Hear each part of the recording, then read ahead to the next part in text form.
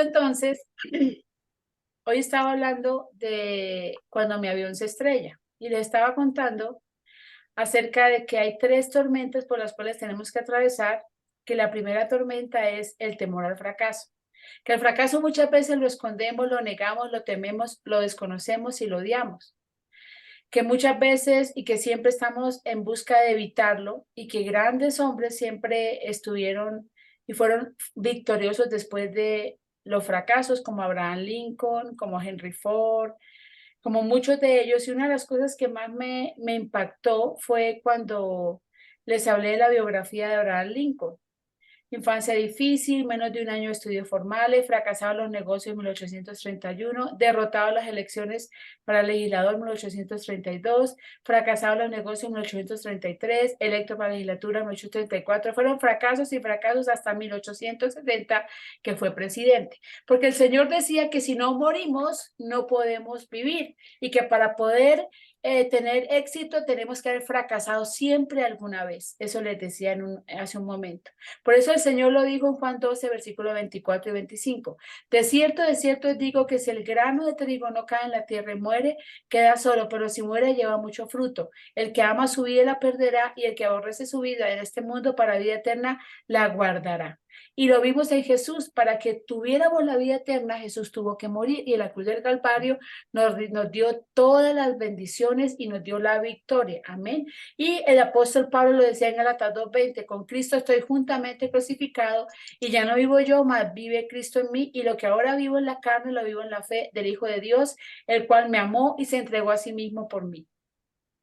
También estaba hablando de ciertas cosas que necesitamos entender para poder evitar el fracaso. Tenemos que correr el riesgo, tenemos que trepar y subirnos a la rama donde está el fruto. Tenemos que dejar de estar abrazadas al tronco del árbol preguntándose por qué no se reciben el fruto de la vida.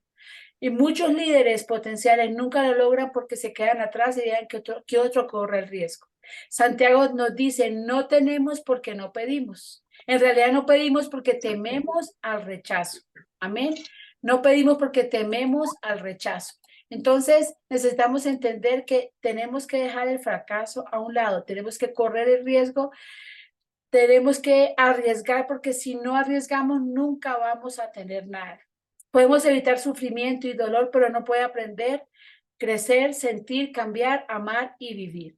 Cuando llegamos a la madurez nos damos cuenta que el mundo ni se fijó en nosotros todo el tiempo, que nos preocupamos porque cuando estábamos jóvenes, mientras crecíamos, pasábamos mucho tiempo preocupándonos de lo que el mundo piensa de nosotros. Hasta que aceptemos que el futuro del mundo no depende de nuestras decisiones, no olvidaremos las equivocaciones pasadas. Entonces, la actitud es el factor determinante respecto a si nuestros fracasos nos edifican o nos aplastan. La persistencia de una persona que se topa con un fracaso es una señal de actitud saludable.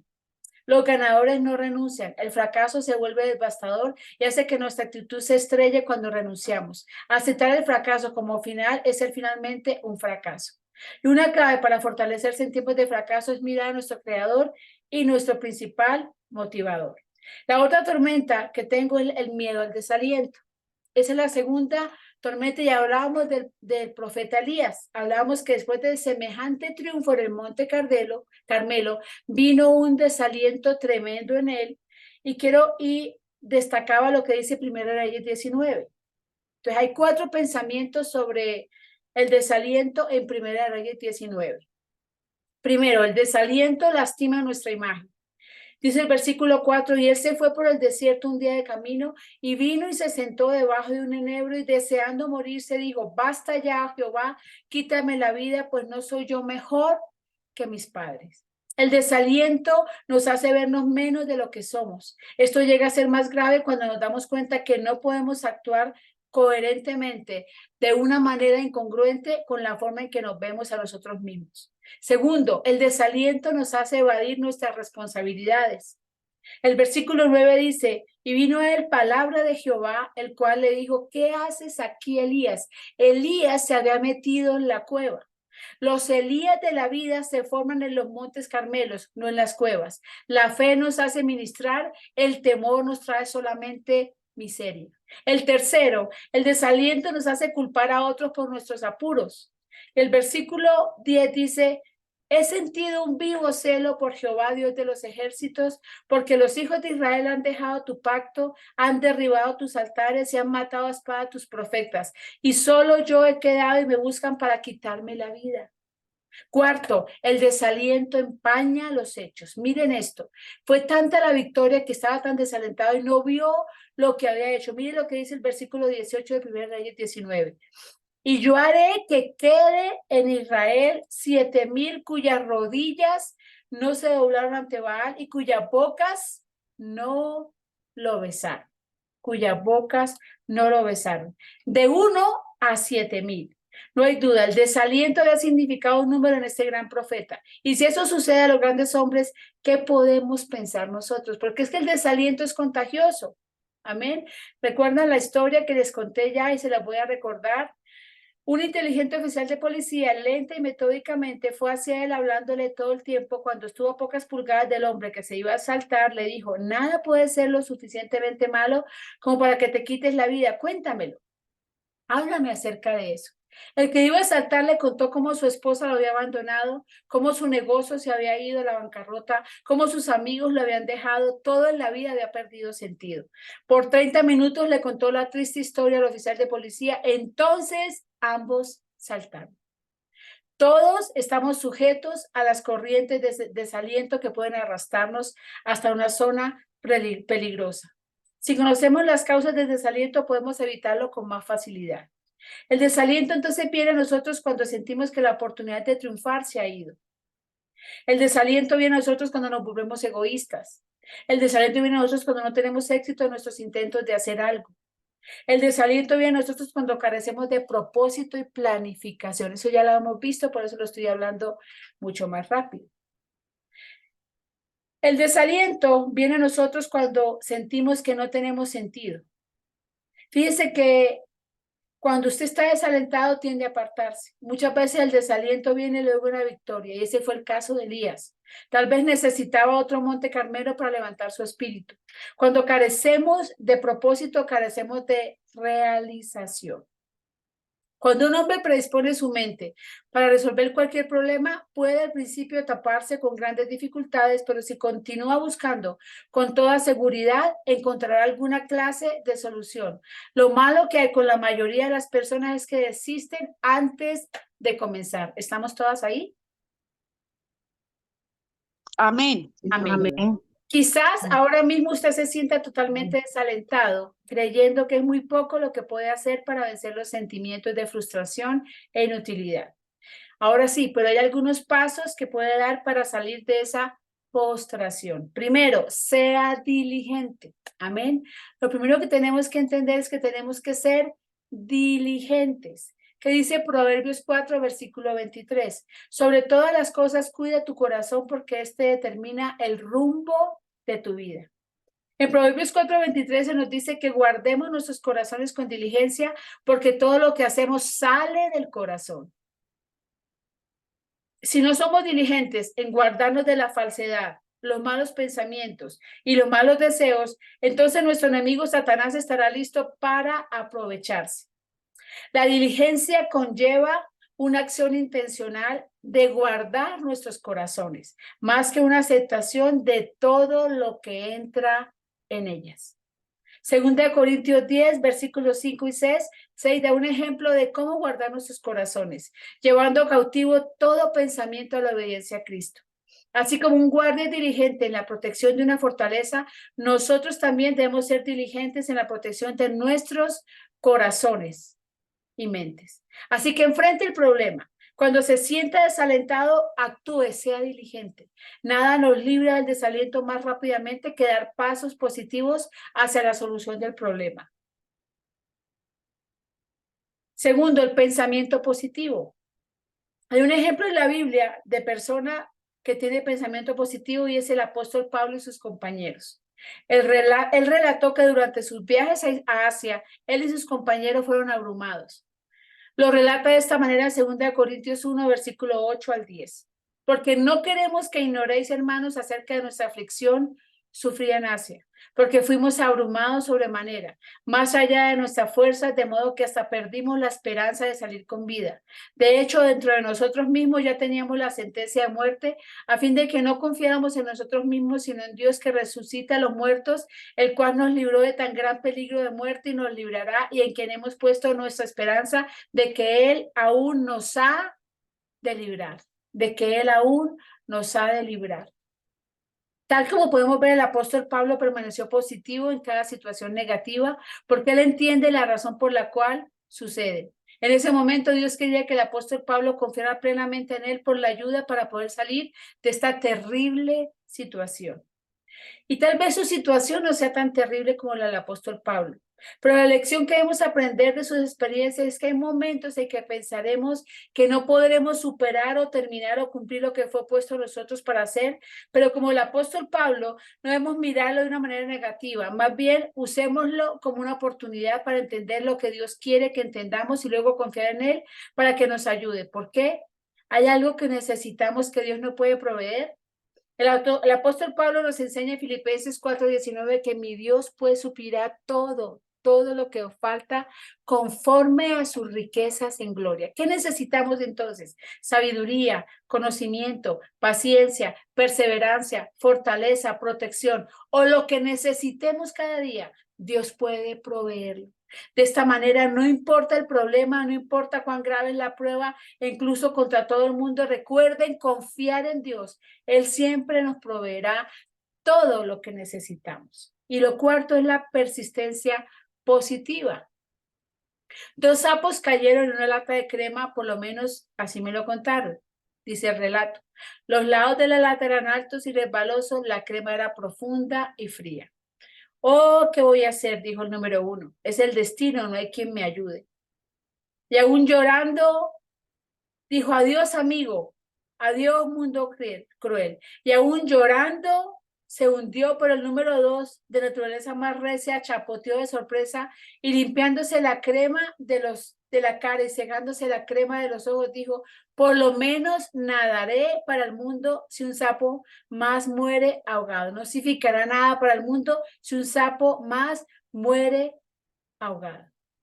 1 o 2 horas pataleó y nadó. Nunca se detuvo para lamentarse, sino que pataleó y nadó y nadó y pataleó hasta que salió arrastrándose por la mantequilla. Demasiadas veces nos desanimamos y aceptamos la derrota. Abraham falló en una hora de emergencia y en su debilidad dejó que un rey pensara que Sara, su esposa, era su hermana. Jacob engañó a su hermano y le quitó los derechos de primogenitura. Moisés perdió por su impaciencia el derecho de entrar en la tierra prometida y David, el hombre según el corazón de Dios, manchó su nombre con adulterio y asesinato. Elías también estuvo trastornado y oró pidiendo su muerte. Pero, y esto es lo más importante de todo, todos estos hombres después de esas tragedias siguieron adelante y ganaron grandes victorias. La pregunta es, ¿has sufrido una derrota o desaliento últimamente? Depende de usted decidir cómo tratará las derrotas de la vida. Ningún hombre va por la vida sin encontrar derrotas de vez en cuando. Cuando eso le sucede a usted, no desmaye, no desmaye. El misionero Stanley Jones decía que había adoptado este lema para su vida. Cuando la vida te dé una patada, que esa patada te lance hacia adelante. Cuando la vida te dé una patada, que esa patada te lance hacia adelante. Una solución sabia. Cualquiera puede comenzar, pero solamente alguien de buena estirpe puede terminar. Y la tercera tormenta es la lucha del pecado. La tercera tormenta es la lucha del pecado. La tercera tormenta que sopla entre nosotros y hace perder la altura a nuestra actitud hasta que se estrella es la lucha del pecado. Leamos lo que dice Romanos 7, versículo 15 al 25. Miren esto. Yo sé que conocemos esta palabra, esta porción, pero quiero recordárselas en esta noche, porque lo que hago no lo entiendo, pues no hago lo que quiero, sino lo que aborrezco, eso hago. Y si lo que no quiero, esto hago, apruebo que la ley es buena. De manera que ya no soy yo quien hace aquello, sino el pecado que mora en mí. Y yo sé que en mí, esto es, en mi carne, no mora el bien, porque el querer el bien está en mí, pero no el hacerlo. Porque no hago el bien que quiero, sino el mal que no quiero, eso hago. Y si hago lo que no quiero, ya no lo hago yo, sino el pecado que mora en mí. Así que queriendo yo hacer el bien, hallo esta ley, que el mal está en mí. Porque según el hombre interior me deleito en la ley de Dios, pero veo otra ley en mis miembros que se revela contra la ley de mi mente y que me lleva cautivo a la ley del pecado que está en mis miembros. Miserable de mí, ¿quién me librará de este cuerpo de muerte? Gracias a Dios por Jesucristo, Señor nuestro. Así que yo mismo con la mente sirvo a la ley de Dios, más con la carne a la ley del pecado. Pablo no es un jugador de golf que describe un juego intrascendente.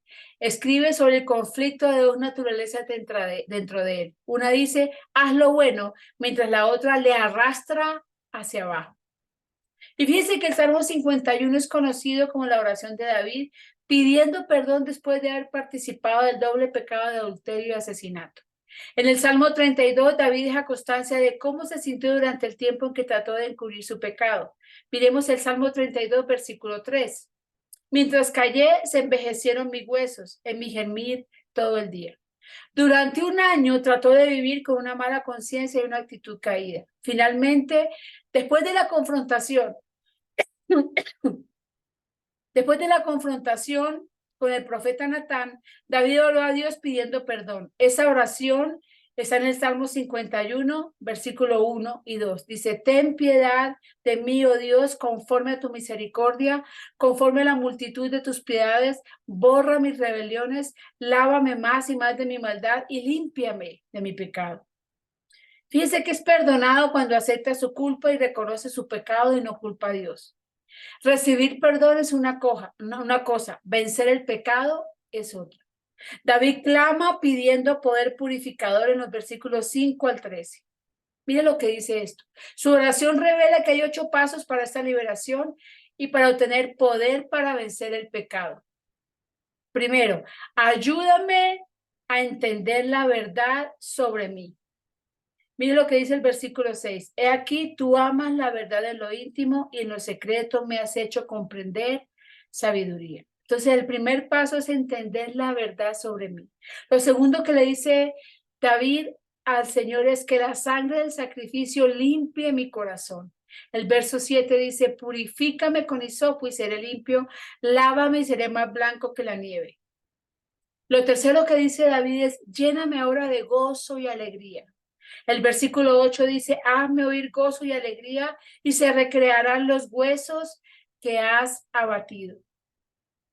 Lo cuarto que le dice David es, Dios, no te acuerdes más de mis pecados, no puedo soportarlos. El verso 9 lo dice, esconde tu rostro de mis pecados y borra todas mis maldades. Los 5 que dice David es, dame un nuevo corazón que haga el bien. Lo dice en el versículo 10, crea en mí, oh Dios, un corazón limpio y renueva un espíritu recto dentro de mí. Y lo sexto que él dice es, dame la seguridad de tu presencia. El versículo 11 dice, no me eches de delante de ti y no quites de mí tu Santo Espíritu. Y lo séptimo que él dice es, dame una voluntad que quiera hacer lo que tú quieres que haga. Y está en el versículo 12, vuélveme el gozo de tu salvación y espíritu noble me sustente. Y lo último es, permíteme enseñar a otros lo que he aprendido. Miren esto. El verso 13 lo dice, entonces enseñaré a los transgresores tus caminos y los pecadores se convertirán a ti. Fíjense que Susana Wesley, la madre de John y Charles, dijo esta impactante verdad. Miren esto, lo que sea que debilite tu razón, endurezca la sensibilidad de tu conciencia, oscurezca tu sentido de Dios o te quita el gusto por las cosas espirituales, es pecado. Repito, lo que sea que debilite tu razón, endurezca la sensibilidad de tu conciencia, oscurezca tu sentido de Dios o te quite el gusto por las cosas espirituales, es pecado. Su actitud comienza a vacilar cuando el pecado entra en su vida. Una naturaleza mezquina, dura y carnal nos invade como resultado del pecado. Al principio es atractivo, luego aterrador. Al principio es fascinante, luego alienante. Al principio engaña, luego condena. Promete vida y produce muerte. Es lo más decepcionante del mundo. Entonces, entender el problema es un buen primer paso para corregir su perspectiva. Y recuerden, si su actitud está en peligro de estrellarse, revise los indicadores externos. Temor al fracaso, temor al desaliento, internos, perdón, temor al fracaso, temor al desaliento y contender con el pecado. Así que, Padre, gracias te damos en esta noche. Gracias te damos por tu palabra, Señor. Yo bendigo en esta noche a cada una de tus hijas, Señor. Yo te doy gracias, Padre, por permitirme, Señor, en esta noche ministrar tu palabra, Señor. Hablar, Señor, de cómo sin darnos cuenta nos estrellamos, Rey de los cielos, por dentro. Y muchas veces lo estamos haciendo y simplemente no hacemos caso omiso a las señales que nuestro corazón está enviando. Yo bendigo en esta noche a cada una de tus hijas, Padre, y te pido, Rey de los cielos, que tú le hables a sus corazones, que tú traigas discernimiento, Señor. Y si en algún momento hay temor al fracaso, hay temor al desaliento, o estamos contendiendo con el pecado, nos ayudes a salir, Padre. Queremos salir victoriosa para que nuestra actitud no se estrelle, Señor. Para que nuestra actitud, Padre, no caiga, Señor. Para mantener con nuestra actitud hacia arriba, Señor, en los lugares altos, donde estamos mucho más cerca de ti, Padre, donde podemos discernir lo que tienes y para nosotros y lo que puedes hacer para nosotras, en el nombre poderoso de Jesús. Yo bendigo cada mujer que en esta noche, Padre, ha escuchado tu palabra, Señor, ha permanecido a pesar del inconveniente que tuvimos. Yo bendigo a Ángela Camacho, bendigo a Ángela Roa, bendigo a Carolina Almarales, bendigo a Clara, Señor, bendigo a Marta, bendigo a María Elena, bendigo a Jackie, a Keila, a Luz Amparo, a Luz Ángela Garzón, a Marisol Ríos, a la pastora Esperanza, a la pastora Marta Valencia, a Nesli, a Olga, las que salieron también las bendigo, a Ivy, señora Natalia, y las que van a ver después, Señor, también las bendigo con toda bendición del cielo. Y te pido, Amén. Señor, que podamos ser todos los días, Padre, todos los días armadas, Señor, y llenas de ti, Padre, y tener el discernimiento para entender qué señales me están mostrando que mi avión se pueda estar estrellando. Te lo pido, Señor, en el nombre poderoso de Jesús. Te doy la gloria, Rey, y la honra, Padre. Amén y amén.